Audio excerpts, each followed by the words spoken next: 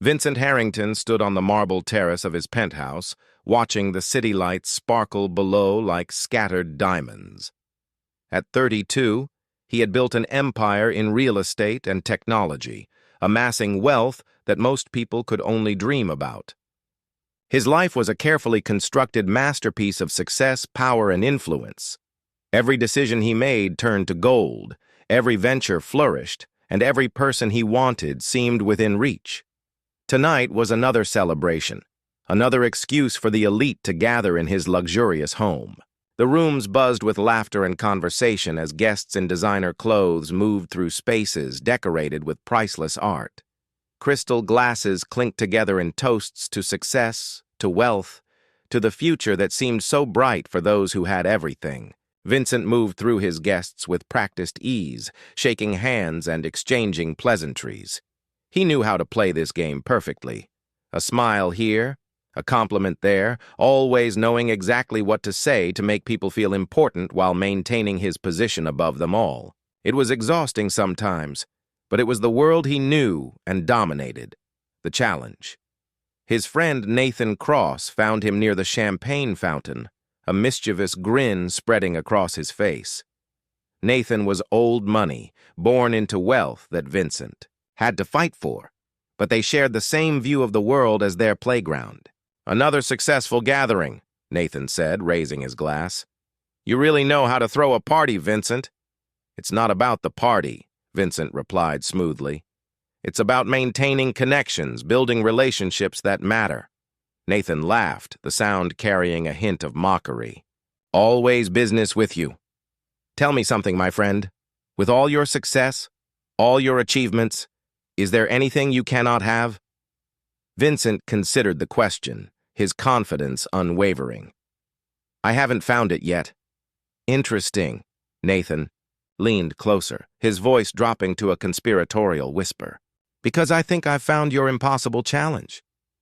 Vincent raised an eyebrow, intrigued despite himself. Nathan was known for his wild ideas and reckless bets, but something in his tone suggested this was different. "See that woman who just arrived?" Nathan gestured subtly toward the entrance where a young woman stood, clearly uncomfortable in the lavish surroundings. Vincent followed his gaze to see someone completely out of place among the glittering crowd. She wore a simple navy dress, nothing expensive or fashionable, and her dark hair was pulled back in a practical ponytail. But what struck him most was the way she held herself, shoulders straight and head high, despite the obvious stares and whispers from nearby guests.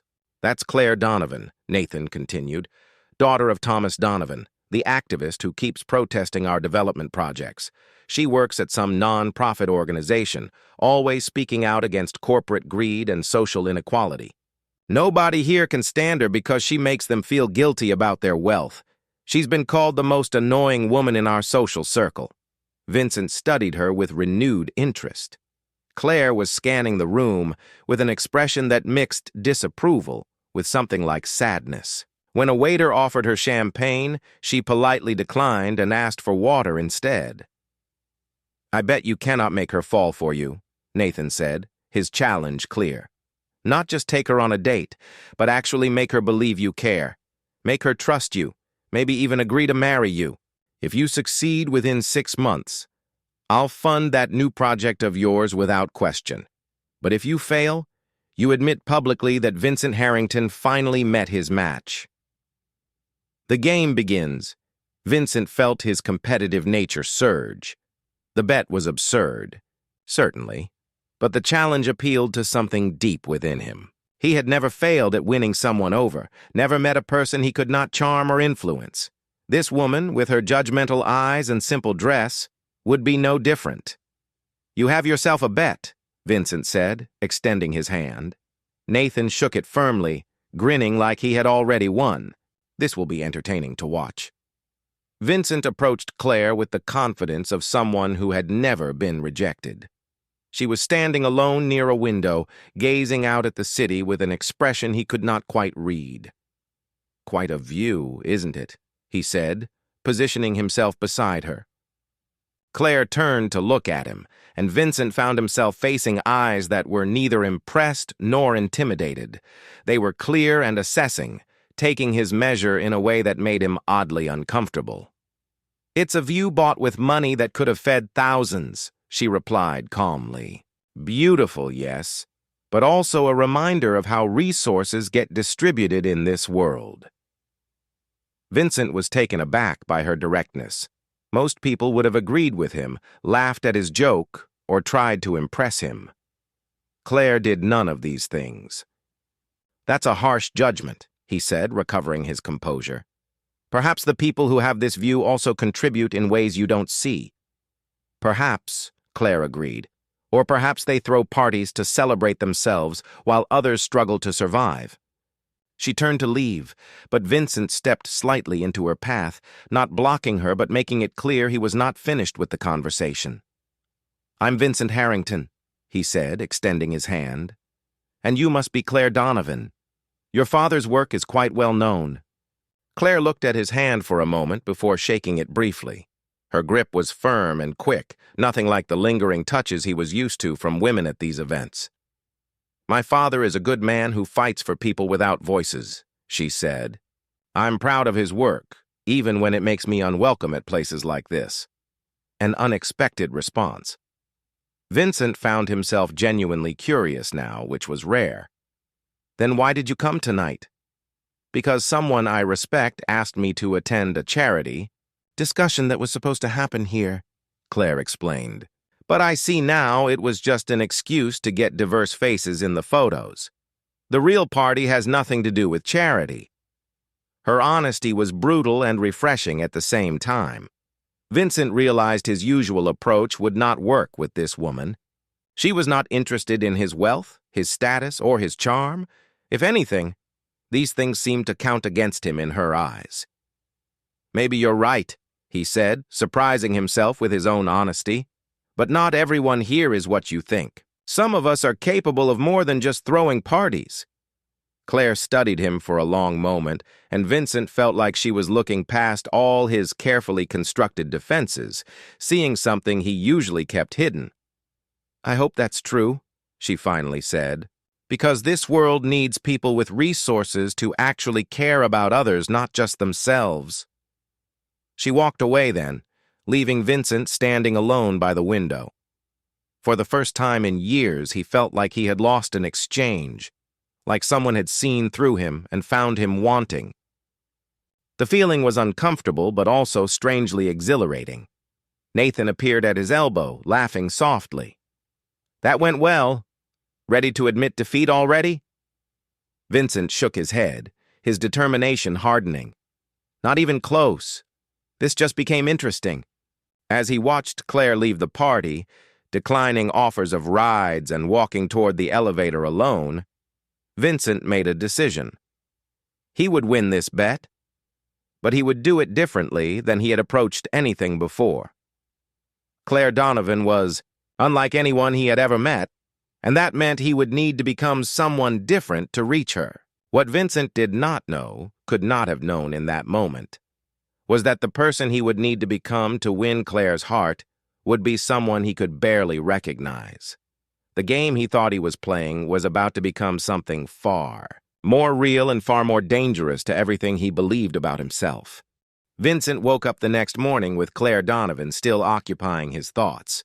He had barely slept, replaying their brief conversation over and over in his mind. Usually, after meeting someone new at his parties, he would forget them by morning.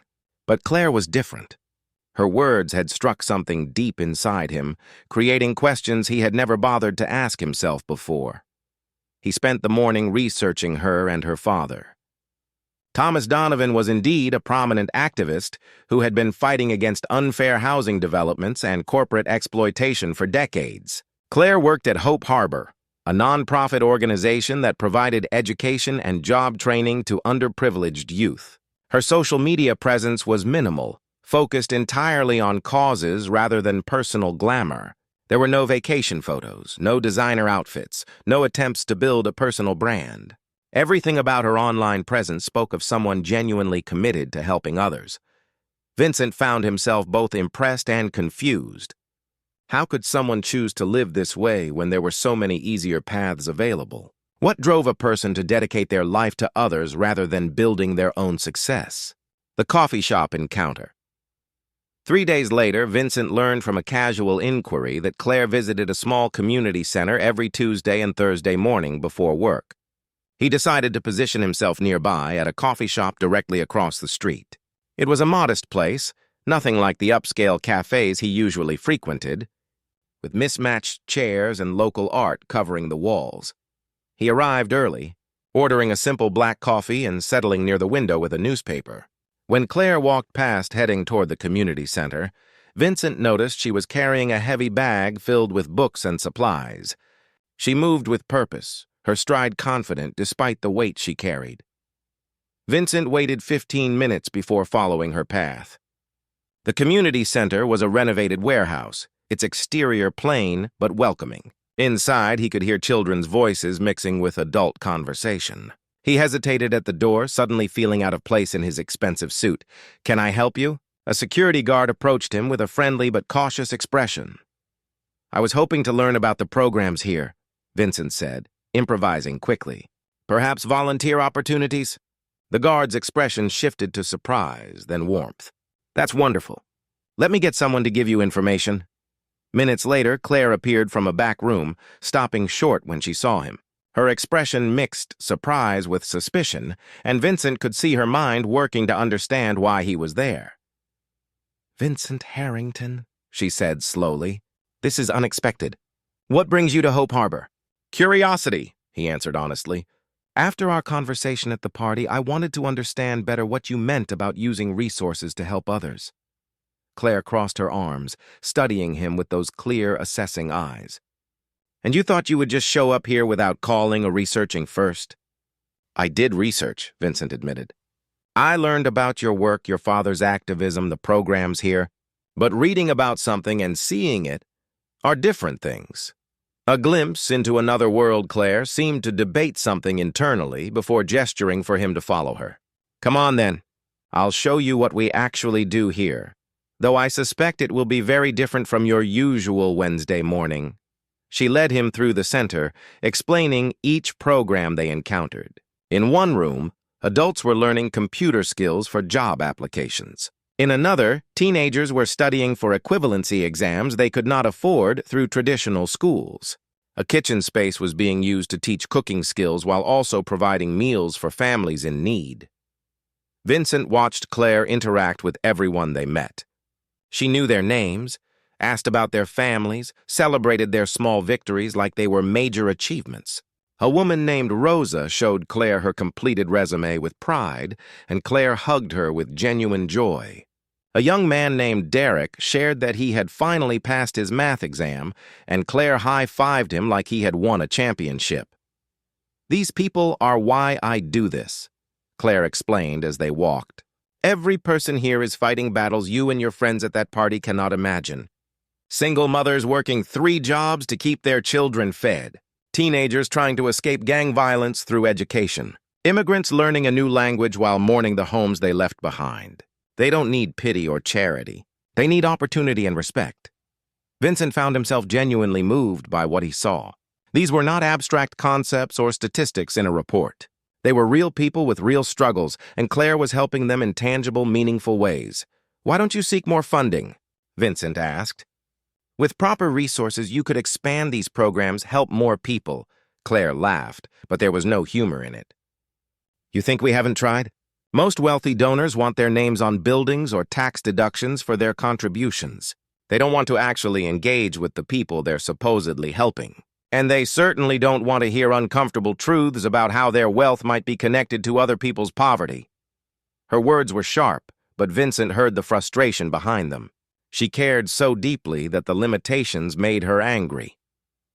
Unexpected connection over the next few weeks, Vincent found reasons to return to Hope Harbor. At first, he told himself it was just about the bet, about understanding Claire well enough to win her trust. But gradually, something shifted inside him. He began volunteering, teaching basic business skills to people starting small enterprises. He donated equipment and supplies, but did so anonymously as Claire had made clear she would refuse anything that came with strings attached. Claire remained cautious around him, but he noticed her defenses lowering slightly. They began having coffee together after her morning sessions, sitting in that same modest cafe across the street. Their conversations ranged from philosophy to practical problems, from personal histories to dreams for the future. "Tell me about your childhood," Claire asked one morning. "How did you become who you are?" Vincent hesitated, unused to sharing personal history. "My father was a factory worker who died in an industrial accident when I was 12. We had nothing. My mother cleaned houses to keep us fed. I watched her work herself nearly to death, and I promised myself I would never be powerless like that again. So I studied, worked, fought my way up until I had enough money that nobody could ever make me feel small again." Claire's expression softened with understanding. "So you know what it's like to struggle. You've been where many of these people are." "I was," Vincent admitted. "But I wanted to forget that life, not remember it. Building my empire meant leaving that past behind. Or maybe it meant forgetting who you were and where you came from," Claire said gently. "There's no shame in humble beginnings, Vincent. The shame is in forgetting them once you've succeeded." Her words struck deep, touching wounds he thought had healed long ago. Vincent realized she was right.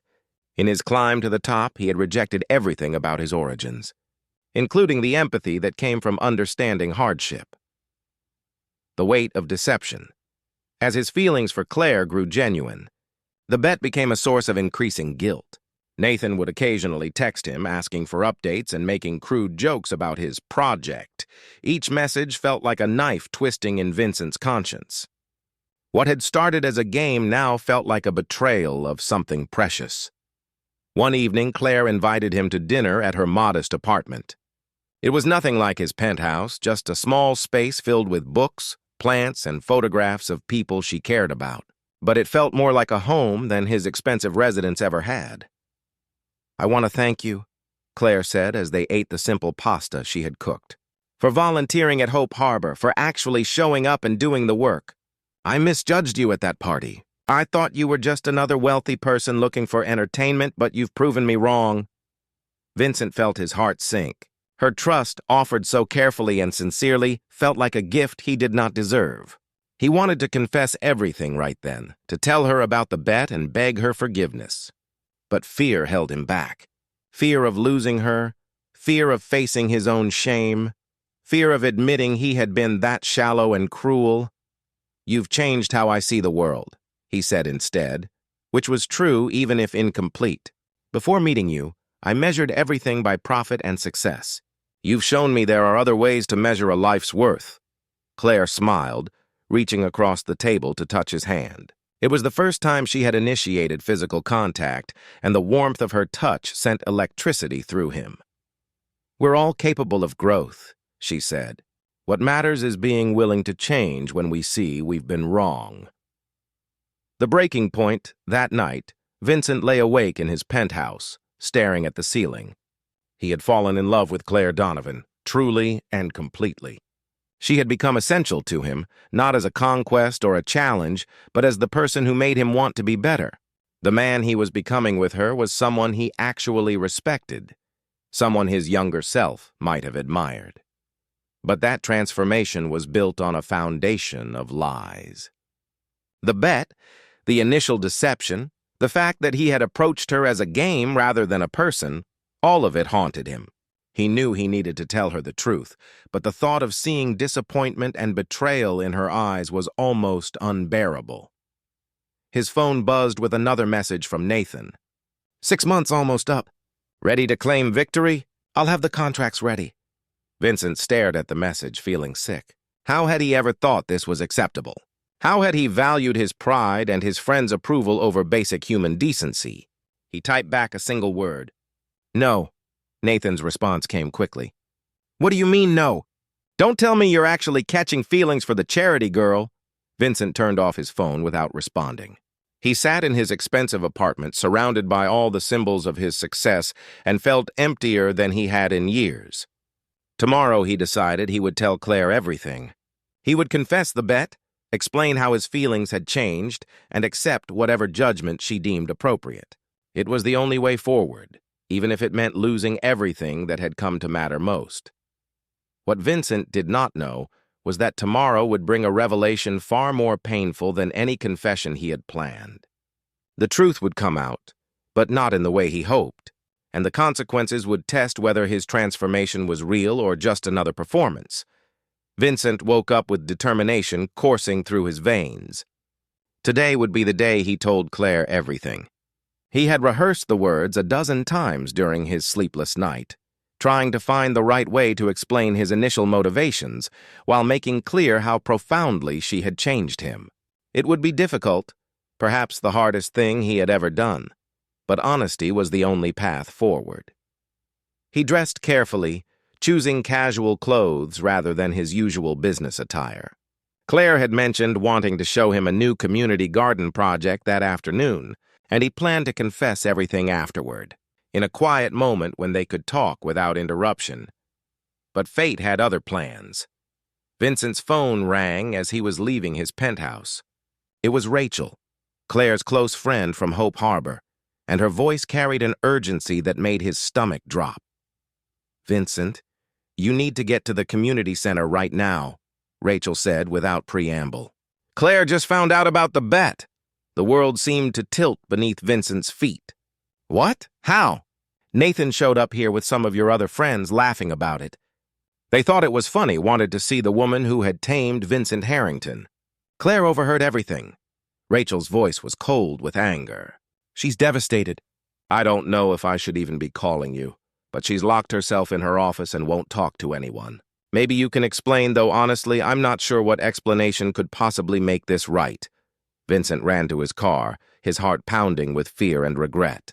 The drive to Hope Harbor felt endless, every red light an eternity. His mind raced with images of Claire's face, imagining the hurt and betrayal she must be feeling.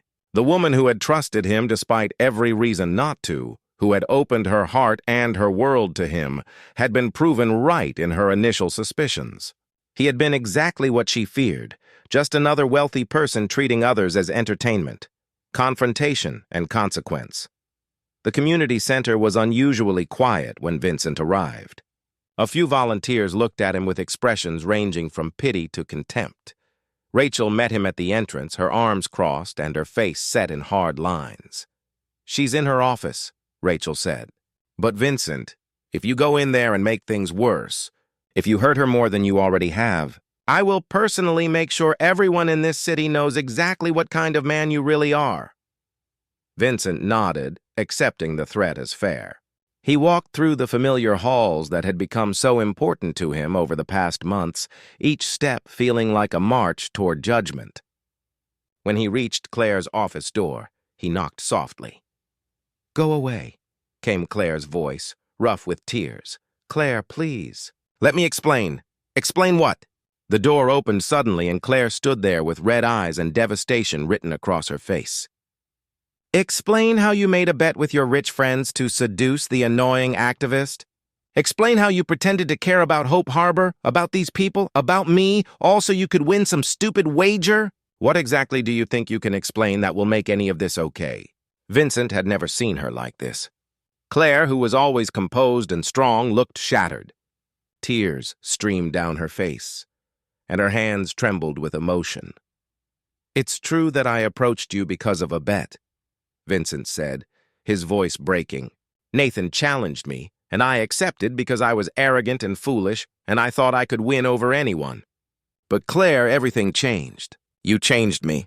The man who made that bet is not who I am anymore. What I feel for you is real, more real than anything I've ever experienced." Claire laughed bitterly, wiping her eyes. "Do you know what the worst part is? I actually started to believe you. I thought maybe I'd been too harsh in judging you at that party. I watched you volunteer here, saw you connect with people, and I thought you were genuinely growing as a person. But it was all just a performance, wasn't it? All an act to win your stupid bet?" "No!" Vincent stepped closer, desperate to make her understand. "The volunteering was real. The connections I made were real. My feelings for you are real. Yes, I started this for the wrong reasons, but I stayed because I fell in love with you. I fell in love with who you are and who you helped me become. The breaking of trust. Claire shook her head, backing away from him. Love? You don't even know what that word means, Vincent. Love isn't a game or a challenge or something you win. Love is trust and honesty and respect. You had none of those things for me. I was just a target, a conquest to prove your power over others. That's not fair, Vincent protested. I know I was wrong to start this way, but people can change. I've changed because of you, have you? Claire's eyes flashed with anger now, replacing some of the hurt. Or did you just learn to play a different game? Tell me something, Vincent. When were you planning to tell me about the bet? Were you ever going to confess? Or were you just going to let me live in ignorance while you and your friends laughed about how you fooled the naive charity worker? Vincent felt his own anger rising, defensive and hurt. I was going to tell you today. I came here planning to confess everything because I couldn't live with the lie anymore. Yes, I was a coward for not telling you sooner, but I was trying to find the courage to be honest. Too late, Claire said flatly. Your honesty means nothing when it only comes after you've been caught. Real integrity is telling the truth when it costs you something, not when you have no other choice. The words hit Vincent like physical blows. She was right. Completely and utterly right. And the truth of it made him feel small and ashamed. What can I do? He asked desperately. Tell me how to fix this. I'll do anything. Claire looked at him with an expression that mixed sadness with resignation. You can't fix it, Vincent. Trust, once broken like this, doesn't just heal because someone says they're sorry. You made me question my judgment, doubt my instincts. I let you into my life, into this place that means everything to me, and you treated it all like a game. How am I supposed to ever believe anything you say again? The cost of redemption. Vincent stood in silence, feeling the full weight of his actions crushing down on him. Everything he had gained, all the growth and connection and love he had found, was slipping through his fingers like sand. And the worst part was knowing he deserved this, that his own choices had created this devastation. I understand if you can never forgive me, he said quietly. But please believe that the work I did here mattered to me. The people I met, the things I learned, they changed my life. You changed my life. That wasn't fake. Maybe not, Claire conceded, her voice softening slightly. But it was tainted from the start. Every moment we shared, every conversation, every time I started to trust you, there was this lie underneath it all. How can anything built on deception be real? Vincent had no answer for that.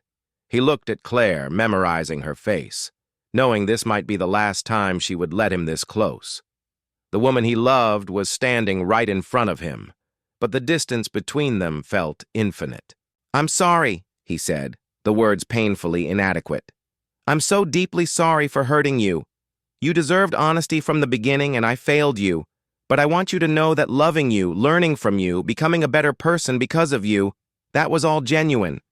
Whatever happens now, you've made me see the world differently, and I'll always be grateful for that gift, even if I threw away any right to be part of your life. Claire's tears started flowing again, but this time they seemed different, less about betrayal and more about genuine sadness. I wish things had been different, she whispered. I wish you had just been honest from the start, because maybe then we could have had something real. But we'll never know now, will we?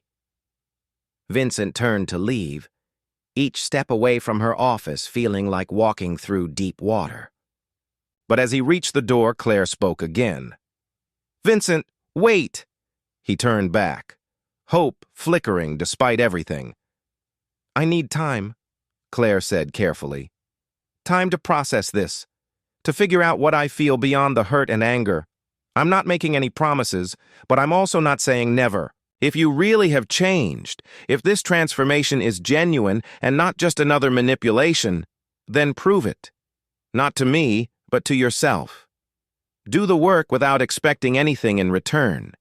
Be the person you claim you've become, not because you're trying to win me back, but because it's who you really want to be. The long road. Forward Vincent left Hope Harbor that day, knowing his life had reached a turning point. He returned to his penthouse, but instead of drowning his sorrows or calling friends for sympathy, he sat down and made a list. A list of every shallow value he had held, every cruel choice he had made, every person he had hurt in his climb to success. The next morning, he called Nathan and ended their friendship definitively. He told Nathan exactly what he thought of the bet, of their entire relationship, and of the hollow values that had guided his life for too long. Then he reached out to his business partners and restructured several development projects that would have displaced low-income families, choosing profit reduction over exploitation. But his real work began at Hope Harbor. Vincent returned as a volunteer, but this time he asked for nothing in return. Claire avoided him, working in different areas of the center when he was present. He accepted her distance without complaint, focusing instead on the people who needed help.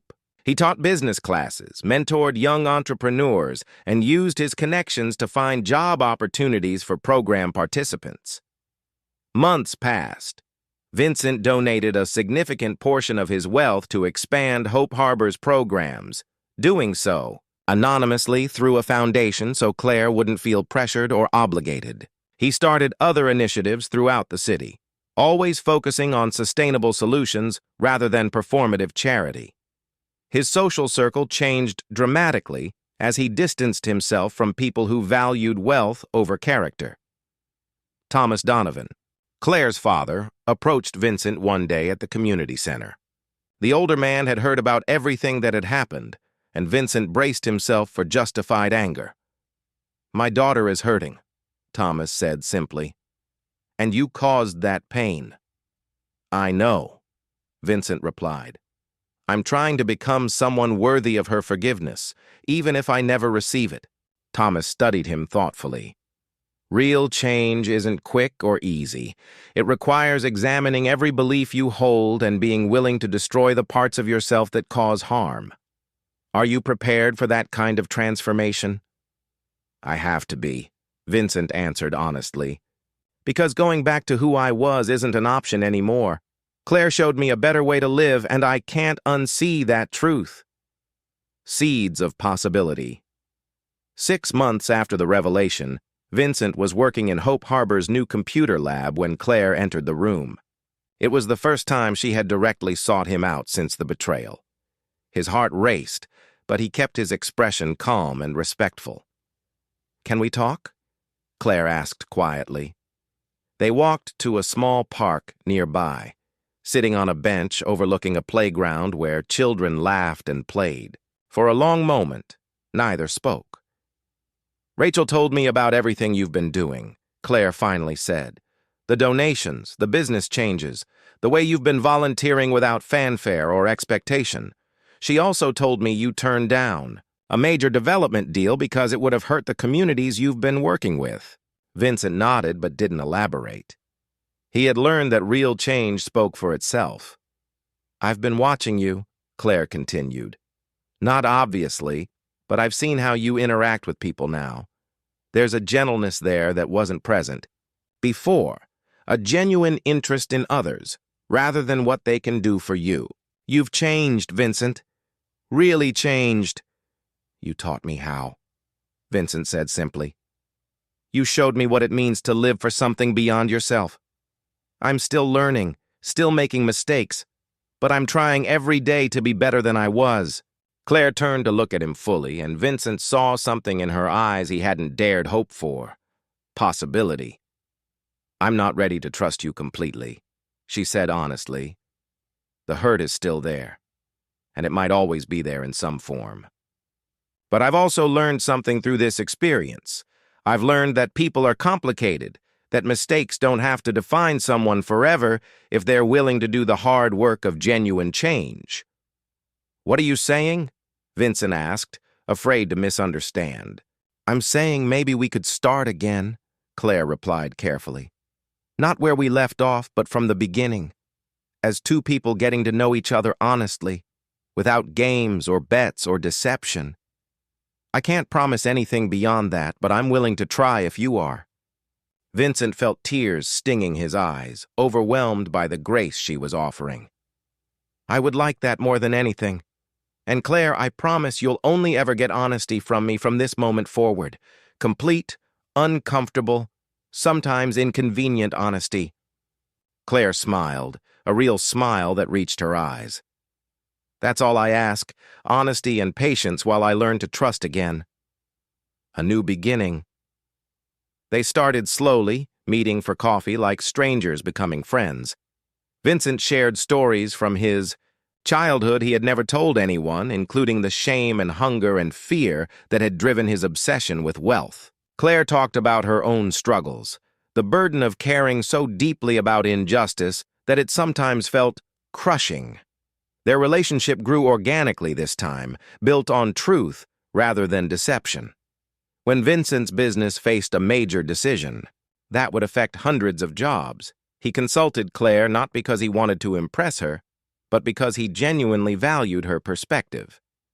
When Claire felt overwhelmed by Hope Harbor's growing needs, Vincent helped her develop sustainable funding strategies without taking control or demanding recognition.